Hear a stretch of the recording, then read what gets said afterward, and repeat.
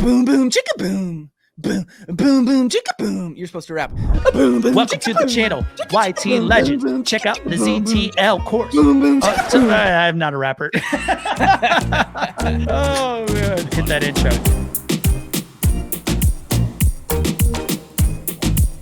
What's up, legends? Welcome to the YT Legends channel, where we teach you guys how to be YouTube legends by analyzing what other YouTube legends are doing. Denver and I have 1.5 million subscribers between the two of us, over 300 million views, and today we're going to be talking about how to create thumbnails that get clicks, that gets conversions, that gets people to watch your videos so you can increase those views, increase those subs, look like a professional, be amazing, look like an artist. But before we jump right into it, make sure you check out that ZTL course down in the description below. If you want to take things to the next level, we have people who have gone from 5,000 to 35,000 subscribers in just a matter of a few weeks. We have people who've gone from 1,000 subscribers to 7,000 subscribers in just a few weeks. So if you want to be one of those people, check out the course in the description. If not, then just come over to the Discord. We're going to teach you a whole bunch of cool stuff anyway, and it's completely free. With that said, let's dive right in. All right, number one, guys, this is very important. I tell everybody who's just starting out to make thumbnails, the number one way you can make your thumbnails better is to use brighter colors. It might sound simple to you, but here's the thing you want to do in your Photoshop, whatever you're using, customthumbnails.com. We've got a link down in the description if you guys want to use them. They already know this, but definitely check them out either way. I get laughed at because I use paint.net and it's free. I've got all the awesome plugins, but make sure you're increasing saturation on your thumbnails. Brightness, contrast, saturation. Scott and I talk about all this all the time. It's very important that your thumbnails are bright because even like little kids, us adults, we like bright colors. Our eyes are just drawn to bright colors. If you break down the research for like police officers who are pulling over cars, it's always the brighter colors like the red and the yellow cars. So when you break that down, you can apply those successful practices to your own thumbnails and start getting more views. I had a client who I was actually working with who had zero text on his thumbnails when he first started. And I said, hey, listen, you got to put text in there that is big and bold and bright. And he used the brightest neon green text that he could find, popped it in there. His views doubled almost overnight. His subscribers skyrocketed within a few weeks. That's the power of big, bright, bold colors. That's so deep, man. That's so deep. All right.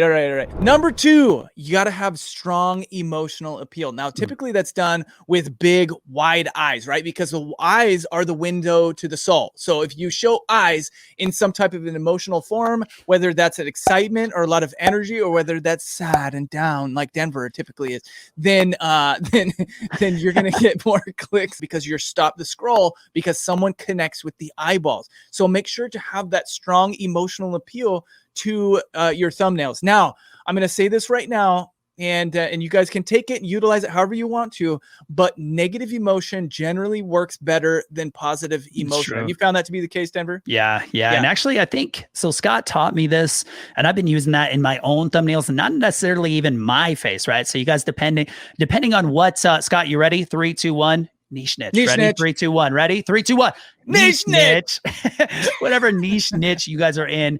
For me, you know, I can use other like celebrities' faces and have those like big, shocking, emotional faces. And like Scott said, you know, when you're throwing in those, it could be positive emotions, but even negative emotions like sadness and things like that, it really just catches our eye. And that's the number one thing about a thumbnail, is catching somebody's eye. So let's get to number 3, guys. This is something else that Scott taught me. Get your scroller, your viewer, to ask a question, right? If I have a question and I need to know the answer to it, I'm going to have to click that video. Have you guys ever been scrolling and you've seen a thumbnail and a title and you keep scrolling, but something in your mind goes, I need to see that, right? So you scroll back up and then you click on the video. I mean, that's what you have to get, is that really strong pull towards your viewers' eyes to where they have to click because they need an answer to a question. Well, you look at, somebody's thumbnails like David Dobrik, right? And we were just talking about this, but you scroll through his thumbnails and then you see one where his hand is cut open, completely wide open, blood everywhere. What is the question that comes to mind, Denver? I have to know how he did it.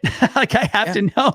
And actually you were telling me about this thumbnail and I was like, you know what? I should go watch that. I think I watched it again, but I don't really remember. So it's like my brain, whether I want to or not, my brain's going, you need to go watch this. You got to find out what happened, right? It's like a subconscious pull of just, you need to see this and you need to see this now. And that's how you win the click. As Scott always taught me, you got to win that click. Well, because there's like emotional empathy that happens between humans. If somebody sees somebody in danger or somebody who is hurt, our heart immediately, you know, hurts with them. Like we need to know, are they okay? And that's going to be the biggest thing. Like if you can get people to stop and say, are you okay? Or is he okay? Or did they make even it? like, you know, what like was that. the circumstances? Like you had that one video where it was like your daughter, it was like a rescue video, right? Yeah. Your daughter had fallen in the pool and was drowning, and it was a rescue video. And even though it was all practice on the thumbnail, it was very emotional pool, like an emotional pool where you had to find out, like, is she okay? Like, I've got to see. And if she's not okay, what did the family think about it? Right. I mean, there's a lot of things that we pull in Hollywood, we pull in, you know, so many different massive entities use this. So when we're YouTubers, we should use this as well. Yep, exactly. Another aspect that you want to include into your thumbnails is what we call visual storytelling, where you're actually taking elements from your video and then trying to craft a story. So that way, when somebody looks at the thumbnail, then they automatically ask themselves that question. If you have something going on in your picture where you can draw a red circle around some inanimate object, and then people will be like, okay, the focal point is this. What is it about this thing? Why did they circle this? Why am I paying attention to this? And what is this all about in the video? Red circles, red arrows, visual storytelling. They work. I mean, you guys can say what you want, and we said it in another video, but like, feel free to like sell out with those red circles and red arrows. I mean, people use them because they work. But let's get to number 4. Scott, are you ready? I'm ready. I'm ready too.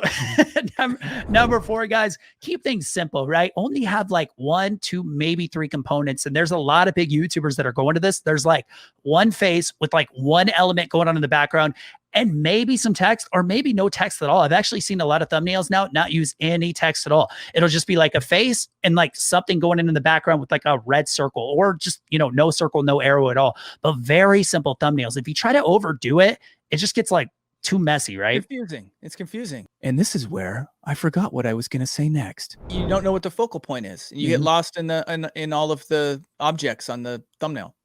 Thank you, Scott. Very insightful. You're welcome. Yeah, if you think about like Apple's logo, right?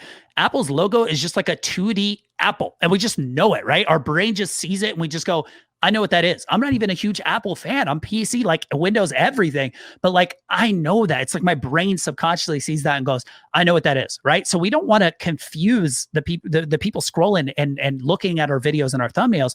Like, we wanted to make it simple, and we want to get that click. And if you do too much, they're going to scroll right past it. So don't do that. All right, number 5, we're talking about resolution and quality. You want the higher quality thumbnail, the higher quality image file to be what you use for your thumbnail. So when you were talking about thumbnails, I typically design in 1980 by 1920 by 1080. By 1920 by 1080, Denver does 1280 by 720. 1280 by 720. Yep. The point is that you want it to be high definition, so that way people can see it very, very clearly. Because I mean, we've all seen those thumbnails where it's just super grainy, especially the ones that come from like 2010. We're into 2020. Everybody has access to some type of video or photo editor that enables you to edit HD photos, and the files, they just aren't that big anymore. So make sure that you're editing your files in as big of a resolution as you can that will be acceptable on YouTube. And then I should switch to 1080. You know, for me, it's just like file size, but really I should make it a little bit bigger, because if your thumbnail quality is lower, people are going to think your video quality is lower and they're not going to click. So exactly. I mean, I should. Exactly. Now, another trick that I use in Photoshop is to over sharpen my thumbnails. So what I'll do is I'll just hit that sharpen more filter. So it just keeps sharpening it. And I'll do that a couple of times. So that way, by the time it's done, it's super crisp and clean, because you have to remember that people are looking at your thumbnails mostly on mobile devices now, I guess, depending on your category. But if you're doing any type of gaming, or if you're doing vlogging, or if you're doing I mean, a lot of those things that are appealing mostly to the millennial demographic or generation, then it's going to mostly be viewed on mobile. You have to be able to see your thumbnails from a very small scale on a mobile screen. Number 6, Scott. Sorry. Number 6, guys, make sure you use an awesome tools to make everything simpler, right? If you can use Photoshop, yes, it does cost monthly.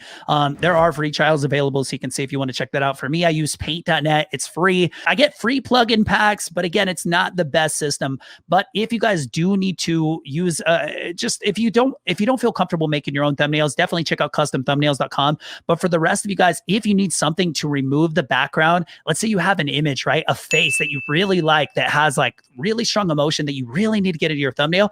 Get rid of the background really easily by just using remove.bg. Because yeah, you can go through, for me on paint.net, I always had to go through with like the eraser and go like around carefully around the edges. But if you check out remove.bg, one of the best tools I think I've ever seen in YouTube. Saves so much time. And they've got a free version and they have a paid version. So you can That's right. feel free to use the free version if you guys don't want to have to pay for it. All right, you guys, that's it. That's how you build out your thumbnails to get those clicks. So if you have any questions, leave them in the comments. If you have any other features or things that you love about thumbnails, leave those in the comments too. We want to hear from you guys. Otherwise, tell us what you want to see next, and we will see you on the next video. Thanks, guys.